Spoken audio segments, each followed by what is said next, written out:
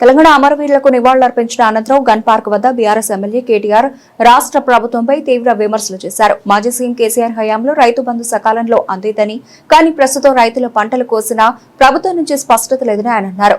రాహుల్ బంధు కాదు, రైతు బంధు వేయండి అని కేటీఆర్ వ్యాఖ్యానించారు. ఈ అంశంపై బడ్జెట్ సమావేశాల్లో ప్రభుత్వాన్ని నిలదీస్తామని తెలిపారు. పంటలు నాట్లేసేటప్పుడు నిజానికి కేసీఆర్ గారి టైంలో రైతు బంధు పడేది, కానీ వాళ్ళ పంటలు కోతలకు వచ్చినా రైతు బంధు దిక్కులేదు. ఇంతవరకు రాష్ట్ర ప్రభుత్వం నుంచి ఒక స్పష్టత, ఒక సమాధానం లేదు.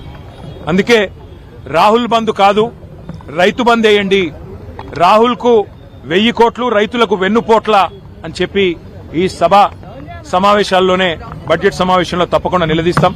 అట్లాగే అన్ని వర్గాలకు హామీలు ఇచ్చి మోసం చేసిన ప్రభుత్వం ఇది.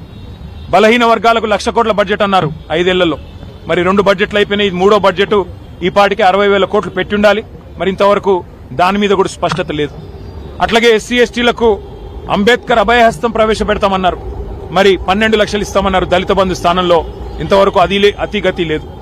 2 లక్షల ఉద్యోగాల ఊసు లేదు, ఇంతవరకు 10,000 ఉద్యోగాలు ఇచ్చిన పరిస్థితి లేదు. అట్లాగే ఇక 6 గ్యారంటీలకైతే మంగళం బాడినట్టే కనబడుతున్నది. మరి మహిళలు ఎదురు చూస్తున్నారు రాష్ట్ర వ్యాప్తంగా. 2,500 100 రోజుల్లో ఇస్తామన్నారు, ఎప్పటి నుంచి ఇస్తారని. ముసలి వాళ్ళు ఎదురు చూస్తున్నారు, పెద్ద మనుషులు 4,000 పెన్షన్లు ఎప్పటి నుంచి వస్తాయని. రైతులు రైతు భరోసా కోసం, రైతు బంధు కోసం ఎదురు చూస్తా ఉన్నారు. రైతు కూలీలు నెలకిస్తానన్న 1,000 రూపాయల కోసం ఎదురు చూస్తా ఉన్నారు. ఆటో అన్నలు ఎదురు చూస్తా ఉన్నారు 1,000 రూపాయల కోసం.